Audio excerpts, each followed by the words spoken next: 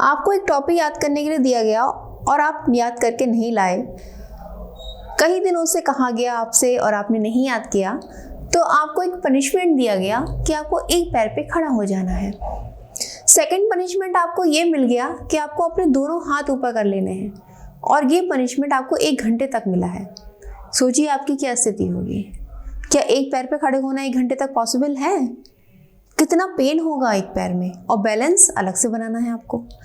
अब यही इमेजिन करो, आपको दोनों हाथ ऊपर कर लेने हैं और 1 घंटे तक ये हाथ जो नॉर्मली नीचे रहता है, आप नीचे हाथ करके 2 घंटे तक आराम से खड़े हो सकते हो। लेकिन मैं जब कहता हूँ कि ये हाथ आपको ऊपर कर लेना है, तो सोचो इस हाथ में क्या होगा। एक दर्द पैदा हो जाएगा, ये नस दर्द करेगी पूरा, और ये हाथ में इतना दर्द होगा, इतना दर्द होगा, क्या होगा, अरे मैं बस सॉरी, अब तो हम नीचे कर लें।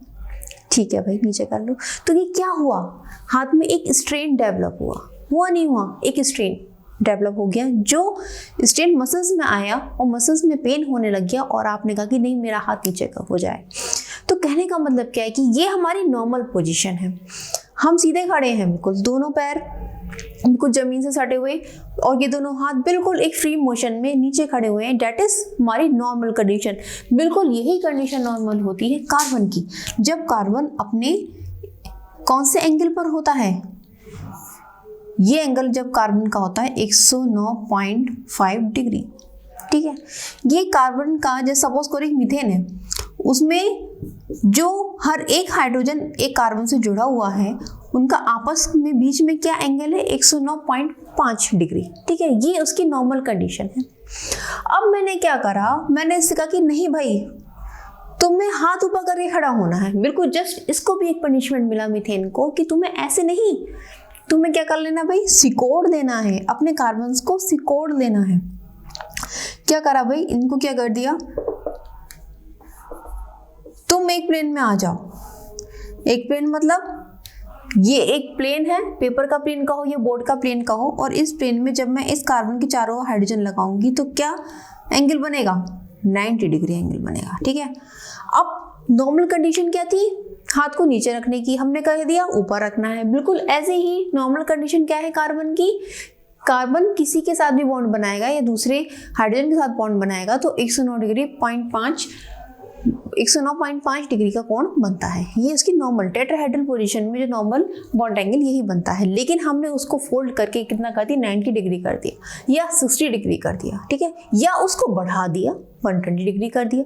तो वो चीज़ क्या है, उसकी नॉर्मल पोजीशन से हम उसको डेविएट कर रहे हैं। ये जो डेविएशन है ये स्ट्रेन डेवलप करता है। ये क्या करता है, स्ट्रेन। जैसे हमारे हाथ में अभी स्ट्रेन हुआ नहीं हुआ, स्ट्रेन डेवलप हुआ। बिल्कुल ऐसे ही इन कंपाउंड्स में एक स्ट्रेन डेवलप होता है, इसको हम बोलते हैं एंगल स्ट्रेन। अब इस स्ट्रेन की बारे में जो डिटेल स्टडी करी थी वो बेयर्स ने करी थी। उन्होंने ये देखा कि ये जो स्ट्रेन डेवलप हो रहा है ये क्यों डेवलप हो रहा है, और इस स्ट्रेन की वजह से जितने भी साइक्लो कंपाउंड्स हैं उनमें किस तरह की जो है एनर्जी कम हो रही है उनकी या बढ़ रही है, उनकी स्टेबिलिटी में क्या डिफरेंस क्रिएट हो रहा है, उस सबको उन्होंने स्टडी करा। तो उन्होंने एक थ्योरी दी जिसको हम कहते हैं बेयर्स स्ट्रेन थ्योरी। ठीक है, हमने इससे प्रीवियस वीडियो में हमने आपको बताया था कि कितने टाइप के स्ट्रेन्स पाए जाते हैं। ठीक है, उन पे हमने स्टडी करी थी, उनमें एक एंगल स्ट्रेन भी था, और मैंने बताया था आपको कि एंगल स्ट्रेन से रिलेटेड हम बेयर स्ट्रेन थ्योरी हम नेक्स्ट टर्न पे पढ़ेंगे। तो ये वही बेयर स्ट्रेन थ्योरी है जो ये हमें एक्सप्लेन करती है कि जो एंगल स्ट्रेन साइक्लो कंपाउंड्स में क्रिएट होता है वो किस तरह से इफेक्ट डालता है कंपाउंड्स की स्टेबिलिटी पर और उनकी जो है एनर्जी पर। ठीक है, तो आज हम वही स्टडी करेंगे, that is Baeyer strain theory. Hello students, आप सबका स्वागत है आपके प्यारे से चैनल केमिस्ट्री सार में। और आज हम पढ़ने वाले हैं क्या भला, बेयर स्ट्रेन थ्योरी। थोड़ा बहुत पढ़ा है इसके बारे में या नहीं पढ़ा है, कितना पढ़ा है देखो। चलो अब हम समझते हैं डिटेल में इसको। हुआ क्या, हुआ ये, सबसे पहली बात, बेयर्स ने जितने भी कंपाउंड से साइक्लो कंपाउंड जैसे मान लिया साइक्लोप्रोपेन हो गया, साइक्लिक कंपाउंड्स हो गए हैं, साइक्लोब्यूटेन हो गया। ठीक है, तो ये सब कंपाउंड्स क्या हैं, ये एक साइक्लिक फॉर्म में है जिनमें कार्बन और कार्बन के बीच में जो है सिंगल बॉन्ड क्रिएट हो गया है। सिंगल बॉन्ड है नहीं है यहाँ पे देखो, इनके बीच में सिंगल बॉन्ड है। अगर हम इसको एक प्लेन पे ड्रॉ करेंगे, हमारा एक प्लेन है, बोर्ड एक प्लेन है, प्लेन पे ड्रॉ करो तो आप बता दो, ठीक है। हम छोटी क्लास से पढ़ते आ रहे हैं, हमने यहाँ पर एक क्या बना दिया, स्क्वायर बना दिया, तो बीच में क्या एंगल बनेगा 90 डिग्री। हमने यहाँ ट्रायंगल बना दिया तो बीच में एंगल बनेगा 60 डिग्री। बिल्कुल जस्ट इसी लाइव बेयर्स ने बताया कि जो हमारे साइक्लिक कंपाउंड्स होते हैं उनमें स्ट्रेन कैसे डेवलप होता है, क्योंकि नॉर्मल एंगल क्या होता है 109.5 डिग्री होता है, और डेविएशन कितना हो जाता है जब कार्बन और कार्बन के बीच में नॉर्मल एंगल, देखो ये वाला एंगल नॉर्मल है, ये पूरा कितना है, इतना है, ठीक। हमने इसको सिकोड़ दिया, सिकोड़ के कितना कर दिया 90 डिग्री, सेकंड केस में 60 डिग्री। बताओ स्ट्रेन डेवलप हो गया, हो गया स्ट्रेन डेवलप। इसको बोलते हैं हम एंगल स्ट्रेन, ठीक है। लिखो एंगल स्ट्रेन क्या होता है, थोड़ा सा उसमें लिख लो। समझ में आया नहीं आया, इतना समझ में आया नहीं आया कि क्या है, नॉर्मल कंडीशन से डेविएशन जब डेवलप हो रहा है,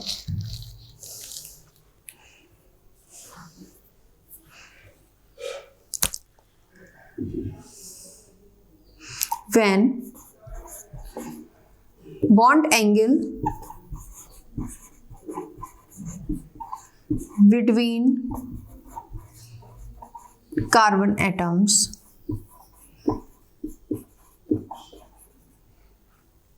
is deviated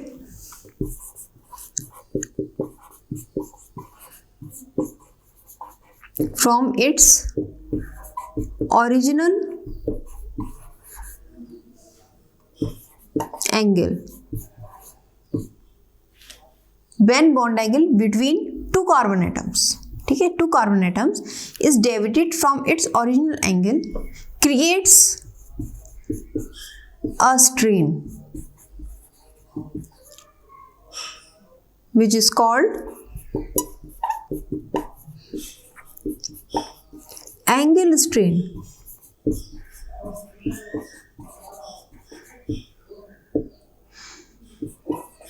Beers explained it.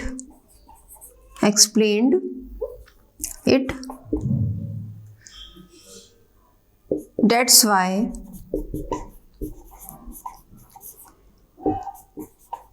this is called Beer's strain theory.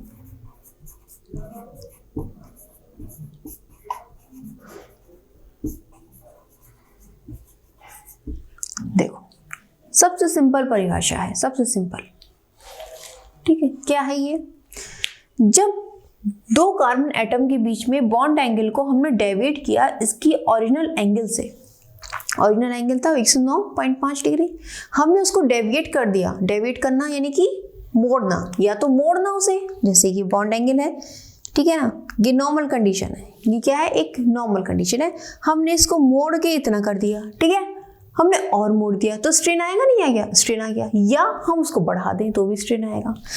तो डेट इज क्या, जब हमने ओरिजिनल एंगल को स्ट्रेन क्रिएट करा, जिसे हमने क्या नाम दिया, एंगल स्ट्रेन, ये क्या कहलाएगा, एंगल स्ट्रेन। अब चूंकि बेयर्स ने इस पर स्टडी करी थी तो उसको हमने नाम दिया बेयर स्ट्रेन थ्योरी, ठीक है। अब ये थ्योरी कहती क्या है, पहले आपने लिख लिया इसको, थ्योरी क्या कहती है, देखो बेयर साहब कहते हैं कि जितने भी हमारे साइक्लोएल्केन कंपाउंड्स हैं, साइक्लोएल्केन यानी कि साइक्लोमीथेन तो होता नहीं है, साइक्लोप्रोपेन से हमारा स्टार्ट होता है। कोई भी एक रिंग मिनिमम कितने की बनती है, 3 कार्बन की। 2 कार्बन की रिंग बना के दिखाओ जरा, नहीं बन पाएगी ना भाई, 3 कार्बन की तो बनेगी, ठीक है। जितनी भी हमारे साइक्लोएल्केन्स हैं, ठीक है, वो कैसे हैं, प्लानर है। सबसे पहली बात, ये बात आपको दिमाग में रखनी है, ये बात अगर दिमाग में रखोगे तो आगे सब बातें समझ में आती जाएंगी, ठीक है। First point, cycloalkane are planar, cycloalkane planar है और उनमें एक स्ट्रेन डेवलप हो जाता है, ठीक है, जिसको हम बेयर स्ट्रेन कहते हैं। किस तरह से डेवलप होता है, देखिए, ये एंगल स्ट्रेन जो होता है इसको हम नापते हैं एक फॉर्मूले से, that is angle strain is equal to half 109.5 degree minus observe angle.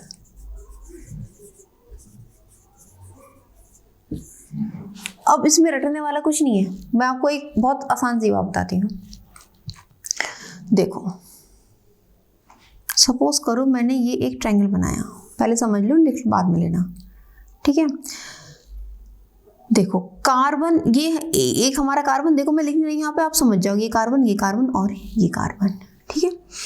जो हमारी एक्चुअल पोजीशन होती है बॉन्ड की वो कितनी होती है, ये एक्चुअल बॉन्ड हमारा ये होता है, कार्बन और कार्बन के बीच में जो भी बॉन्ड बनता है एक्चुअल इतना होता है, ठीक है। ये कितना है जो मैंने ब्लैक से बनाया है, डेट इज ये ब्लैक वाला है हमारा 109.5 डिग्री। लेकिन एक्चुअल में होता क्या है बेयर्स के अकॉर्डिंग कि जब हम साइक्लोप्रोपेन का निर्माण कर रहे हैं और इस प्लेन में कर रहे हैं तो क्या हो गया, वो सिकुड़ गया, जो एंगल इतना था वो सिकुड़ के इतना हो गया, कितना आ गया, जो हमारा सम त्रिभुज होता है, कहने का मतलब जिसकी तीनों जो साइड्स होती हैं बराबर होती हैं उनके बीच में एंगल कितना होता है भाई 60 डिग्री होता है। तो कितना हो गया 60 डिग्री। कहने का मतलब ये है 109.5 से कितना हमने डेविएट कर दिया, 60 डिग्री डेविएट कर दिया। बस एक्चुअल जो हमारा होना चाहिए था ये होना चाहिए था, लेकिन हुआ कितना, इतना। तो कितना हमने कम किया, कितना हमने कम किया, देखो 109 होना चाहिए था, हमने कम कर दिया 60 कर दिया, तो कितना कम किया हमने, निकालो 5.94, कितना बन गया ये 24.75 डिग्री। कहने का मतलब क्या है, कुल मिला के हमने 49.5 डिग्री हमने इसको मोड़ दिया, ठीक है ना। सपोज करो इतना था 109 डिग्री, इतना था, ठीक है, हमने इसको मोड़ के कितना कर दिया 49.5 डिग्री दोनों तरफ से। तो एक तरफ से कितना हुआ, एक तरफ से हमारा हुआ 24.75 डिग्री। तो ये जो 24.75 डिग्री है यही है हमारा एंगल स्ट्रेन, हमने इसमें ये इतना स्ट्रेन डेवलप कर दिया, ठीक। अब बताओ जब स्ट्रेन होगा तो स्टेबल होगा। मैंने आपसे कहा कि हाथों पकड़ के खड़े रहो, खड़े रहो, क्या वो आपकी स्टेबल कंडीशन है, नहीं, स्टेबिलिटी डिक्रीज। तो बस कितना आसान है, जितना ज़्यादा स्ट्रेन उतना ही कम स्टेबल, जितना ज़्यादा स्ट्रेन उतना ही कम स्टेबल। कहने का मतलब मोर स्ट्रेन लेस स्टेबल। कहने का मतलब stability is inversely proportional to strain, ठीक है ना। सिंपल सी बात है बहुत, इसमें रटने वाला कुछ ही नहीं। जितना ज़्यादा स्ट्रेन हो जाएगा स्टेबिलिटी उतनी ही कम हो जाएगी। अब ये बात समझ में आई, ठीक। ये कब है, जब साइक्लोएल्केन हम प्लानर ले रहे हैं। आगे बढ़ते हैं। अब हम साइक्लोब्यूटेन की बात करते हैं, ठीक है। साइक्लोब्यूटेन की बात करते हैं। क्या उसमें स्ट्रेन नहीं निकाल लोगे आप इसी फॉर्मूले से, बताओ क्यों नहीं निकाल सकता। देखो इसको हम इस तरह से लिखते हैं, जैसे मान लिया हमने ये बनाया, ये क्या है हमारा भाई साइक्लोब्यूटेन, ये हो गया हमारा साइक्लोब्यूटेन। अब इसकी नॉर्मल कंडीशन क्या है 109.5, ये इसकी नॉर्मल कंडीशन है, ठीक है ना। लेकिन हमने इसको दबा के कितना कर दिया 90 डिग्री पे ले आए, तो कितना एंगल स्ट्रेन क्रिएट होगा।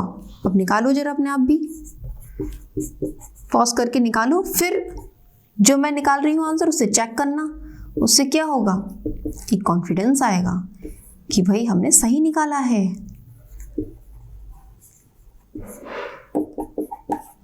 एक 109.5 माइनस ऑब्जर्व एंगल कितना है, देखो 90 डिग्री, 90 डिग्री है। आप निकाल लो,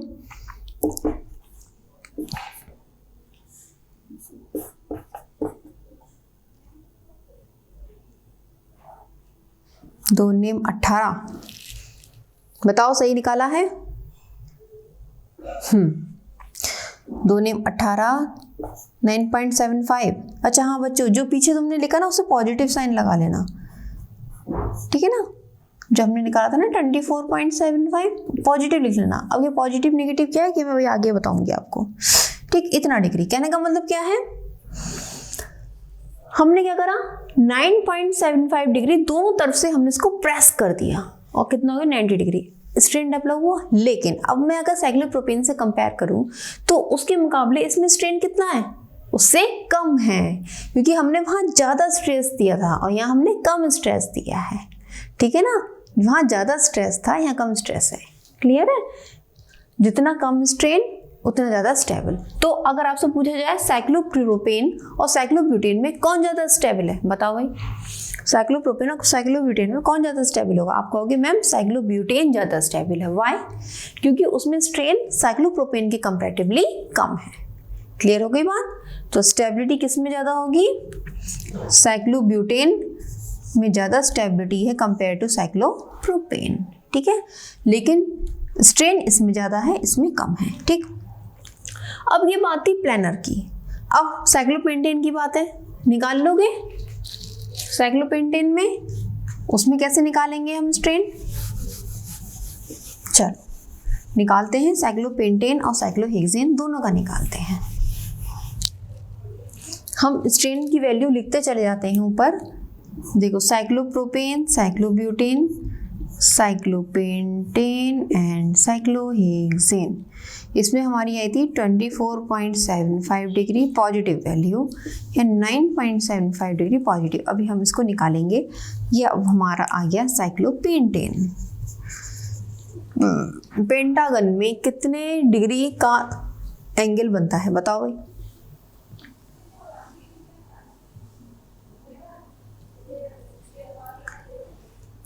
पेंटागन में बनता है 108 डिग्री। ठीक है, कितना बनता है भाई?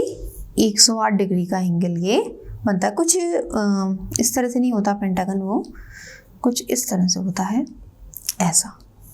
ठीक है ना, हम इसको कुछ थोड़ा सा ऐसे मोड़ दें। ठीक, यहाँ जो एंगल बनता है फिर 108 डिग्री का बनता है। तो निकालो भाई जल्दी से, एंगल स्ट्रेन कितना हो जाएगा, फटाफट निकालो। हाफ 109.5 माइनस 108 कितना बचा भाई? 1.5/2 इक्वल टू 0.75 पॉजिटिव। हाथ ही हाथ साइक्लोहेक्सेन में भी निकाल लो। साइक्लोहेक्सेन भाई, साइक्लोहेक्सेन में कितना एंगल होता है, जल्दी बताओ, सोचो सोचो और बताओ। 120 डिग्री। इसमें निकालो स्ट्रेन, कितना होगा? Half 109.5 minus 120। अब ध्यान से देखना यहाँ पे, हाँ क्या हो रहा है, 0.5 यहाँ कितने बचे? 119।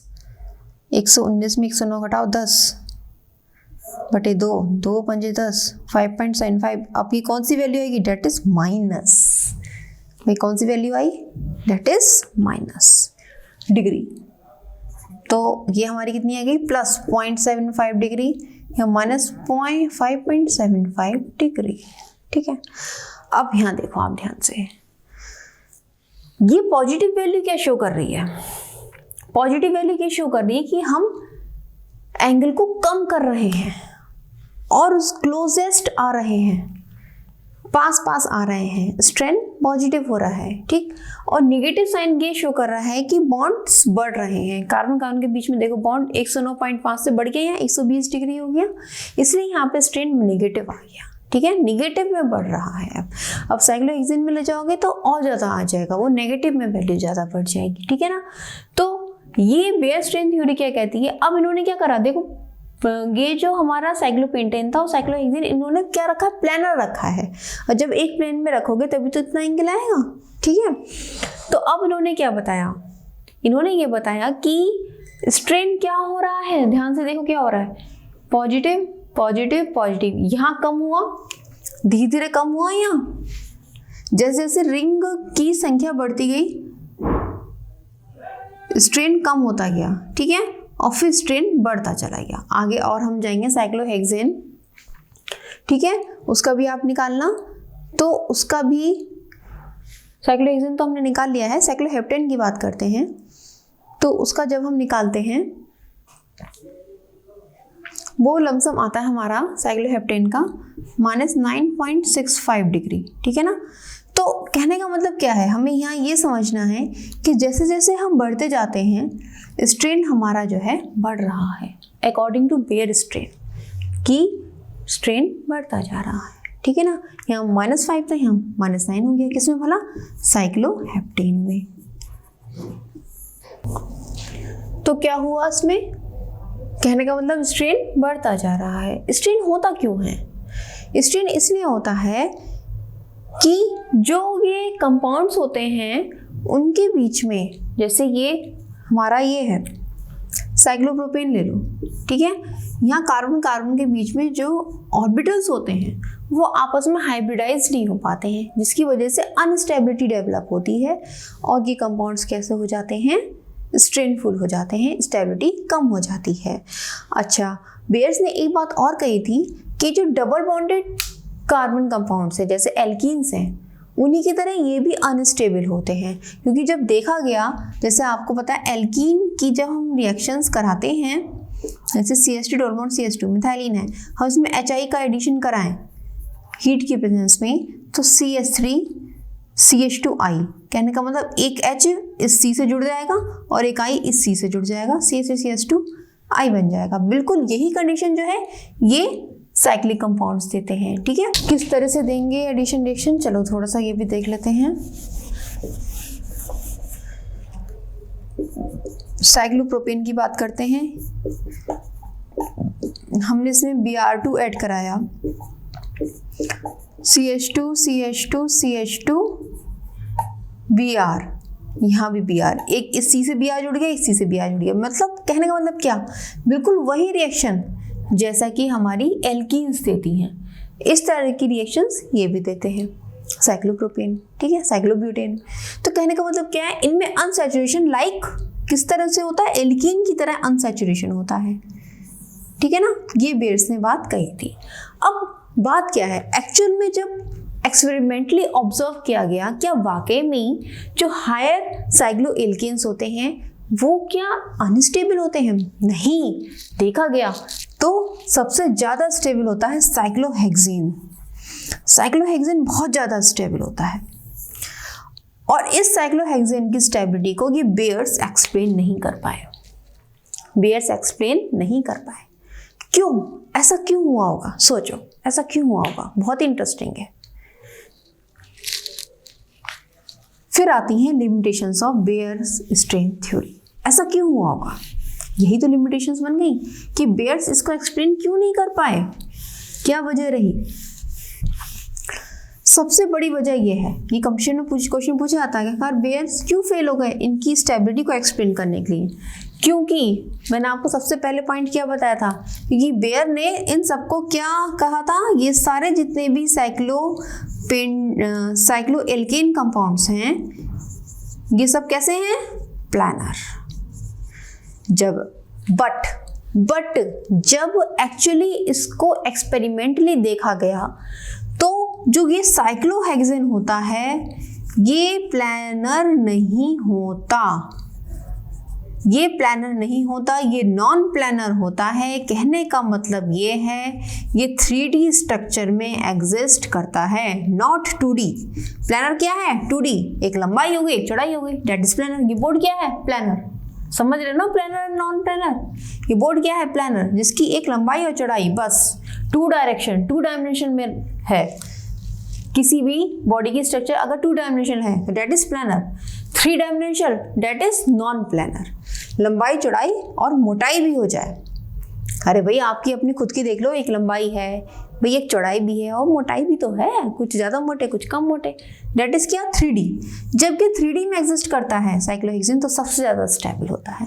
और एक्सपेरिमेंटली देखा गया कि साइक्लोपेंटेन से, लगभग साइक्लोपेंटेन से जितने भी आगे के साइक्लो एल्केन्स हैं वो सारे के सारे स्टेबल होते हैं। क्यों? क्योंकि वो नॉन प्लेनर फॉर्म में एग्जिस्ट करते हैं और इस बात को बेयर्स एक्सप्लेन नहीं कर पाए। ये बेयर स्ट्रेन थ्योरी का सबसे बड़ा ड्रॉबैक है। लिमिटेशंस याद रहेगी, कुछ मत याद रखो, बस एक लिमिटेशन ये ध्यान रखो कि बेयर्स जो हैं साइक्लोपेंटेन के आगे के जितने भी साइक्लोएल्केन कंपाउंड्स हैं उनकी स्टेबिलिटी को एक्सप्लेन नहीं कर पाए। क्यों नहीं कर पाए? क्योंकि उन्होंने जितने भी साइक्लोएल्केन्स हैं उनको प्लानर माना, जबकि एक्चुअली सभी साइक्लोएल्केन्स प्लानर नहीं होते, केवल साइक्लोप्रोपेन प्लानर होता है। और साइक्लोब्यूटेन से आगे जितने भी हमारे साइक्लोएल्केन हैं कोई भी प्लानर नहीं रहता। सब अपनी स्टेबिलिटी को गेन करने के लिए नॉन प्लानर यानी कि 3D स्ट्रक्चर को एक्वायर कर लेते हैं, जिसकी वजह से वो स्टेबल हो जाते हैं। और इस पर साइक्लोहेक्सेन की स्टेबिलिटी, साइक्लोएल्केन की स्टेबिलिटी पर एक अलग से लेक्चर मैं बताऊंगी आपको, उसमें पूरा कंप्लीट बताऊंगी कि क्यों ये हायर स्टेबल हो जाते हैं, ऐसी कौन सी स्ट्रक्चर को गेन कर लेते हैं जिसकी वजह से ये साइक्लोहेक्सेन स्टेबल होते हैं, जो बहुत ज़्यादा इंपॉर्टेंट भी है। आपकी बोर्ड फॉर्म आएगी, चेयर फॉर्म आएगी साइक्लोहेक्सेन को, उसको हम इजी वर्जन में आपको बताएंगे कि किस तरह से हम उसको याद रख पाएंगे। उससे रिलेटेड क्वेश्चंस भी एग्जाम में आते हैं, ठीक है। तो अब बात आती है क्या लिमिटेशंस हैं। सबसे पहले लिमिटेशंस बेयर्स की यही है कि उन्होंने ये बताया है कि साइक्लोहेक्सेन जितने भी साइक्लोएल्केन कंपाउंड्स हैं दैट इज प्लानर, जबकि एक्चुअल में देखा गया कि सब प्लानर नहीं है।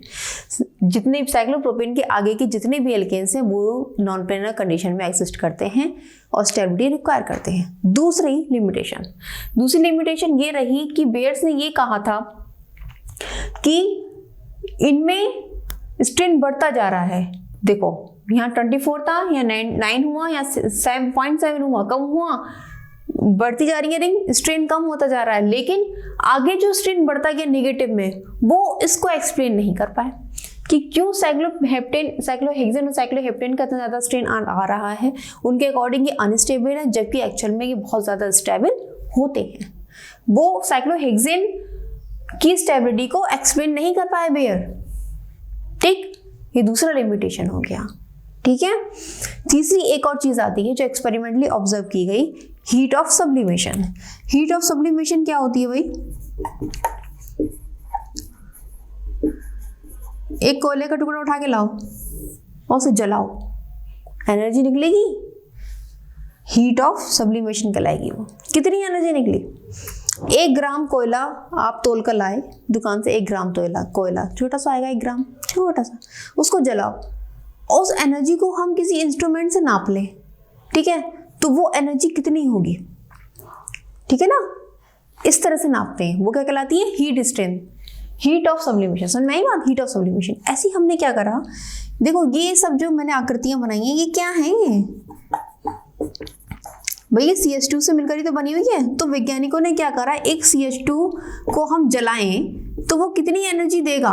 CO2 तो बनता जलाने पर, CO2 और H2 कितनी एनर्जी देगा? उन्होंने ये नाप लिया, वो निकल कर आई 685 किलो जूल एनर्जी, इतनी एनर्जी मिलती है। अब भाई उन्होंने एक्सपेरिमेंट करना शुरू कर दिया। उन्होंने क्या एक्सपेरिमेंट किया? उन्होंने देखा चलो भाई हम देखते हैं बड़ी बड़ी एल्केनों का क्या चक्कर है, उनका क्या लफड़ा चल रहा है, चलो भाई लफड़ा देखते हैं। उन्होंने इसका साइक्लोहेक्सेन के एक CH2 को जलाया, तो क्या जला दिया उन्होंने। जलाने के बाद उन्होंने क्या देखा, उन्होंने जलाने के बाद ये देखा उनकी एनर्जी 685 के बराबर ही है, ठीक। अच्छा, उन्होंने उसी टाइम पे साइक्लोब्यूटेन के एक C को जलाया, CH2 को जलाया, ठीक है, इसको जला दिया। इसको जलाने के बाद इसकी जो हीट देखी तो उन्होंने क्या देखी, अरे ये 685 से ज़्यादा है। ज़्यादा क्यों है? क्योंकि वो अनस्टेबल है, ये अनस्टेबल है, यानी कि ये बेचारा बेयर्स की थ्योरी को मान रहा है, ये मान रहा है क्योंकि ये प्लानर है, लगभग प्लानर। देखो साइक्लोप्रोपेन साइक्लोब्यूटेन लगभग प्लानर होते हैं, ठीक है, ये मान रहा है, इसलिए अनस्टेबल है। और ये बात इन्होंने कही भी थी बेयर्स ने, ये अनस्टेबल होता है। अनस्टेबल कैसे है? क्योंकि इनकी एनर्जी जो आई हीट ऑफ सब्लिमेशन 685 से ज़्यादा आई एक CH2 की, ठीक है। तो ये मान लिया भाई, चलो ठीक है, ये बेयर्स की बात को मान रहा है, चलो ये बच्चा छोटा सा बच्चा मान रहा है। अब बात है साइक्लोहेक्सेन की, जो बहुत ही शरारती हो चुका है क्योंकि बड़ा हो गया, उसमें CH2 की मात्रा बढ़ गई है। तो भाई उसको जलाया गया, उसको जला के देखा, अरे बेटा वो तो 685 से ज़्यादा आ रही है उसकी एक CH2 की एनर्जी, तो कहाँ से आ रही है? नहीं सॉरी गलत बोल दिया मैंने। इसमें जो CH2 की एनर्जी आ रही है 685 से ज़्यादा तो इसमें थी, इसमें लगभग 685 के बराबर आ रही है। अब इनके अकॉर्डिंग तो भाई स्ट्रेन बढ़ रहा है, -5 हो गया ना, स्ट्रेन बढ़ रहा है। बेयर्स के अकॉर्डिंग स्ट्रेन बढ़ रहा है, लेकिन एक्चुअली स्ट्रेन नहीं बढ़ रहा है। क्यों? एनर्जी इतनी ही आ रही है CH2 की, यहाँ तो ज़्यादा थी लेकिन यहाँ कम हो गई। ये क्या लफड़ा है? तो ये क्या हो गया, लिमिटेशन बन गई। बेयर इसका एक्सप्लेन नहीं कर पाए कि बताओ भाई, बेयर से पूछा गया भाई बताइए बेयर साहब हीट ऑफ सब्लिमेशन आपने बताया साइक्लोब्यूटेन की तो ज़्यादा है, भाई इसलिए ज़्यादा है क्योंकि वो अनस्टेबल है, उसमें स्ट्रेन है। आपने बताया स्ट्रेन तो साइक्लोहेक्सेन में भी है, तो आप हमें ये बता दो कि उसके CH2 की एनर्जी 685 से ज़्यादा क्यों नहीं हो रही है, ज़्यादा होनी चाहिए तभी तो अनस्टेबल होगा वो, लेकिन वो उसके बराबर आ रही है, तो ऐसा क्यों हो रहा है बताओ भाई, वो नहीं बता पाए, तो ये बन गई लिमिटेशन। बात समझ में आई?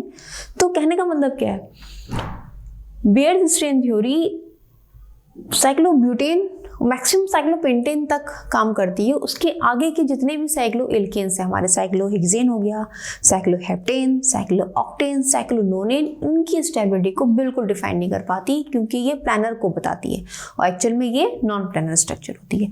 अब किस तरह से स्टेबल होते हैं, उनमें किस तरह की फॉर्मेशन होती है, 3D स्ट्रक्चर वो कौन सी एक्वायर करते हैं जिससे कि वो स्टेबल हो जाए, उसको हम नेक्स्ट टर्न पे स्टडी करेंगे। ठीक है, आई होप इतना समझ में आया होगा आपको। ठीक है, तो नेक्स्ट टर्न पे हम साइक्लोहेक्सेन्स की स्टेबिलिटी के बारे में जानेंगे। ठीक है, तब तक आप पढ़ते रहिए, नेक्स्ट वीडियो में मिलते हैं। All the best.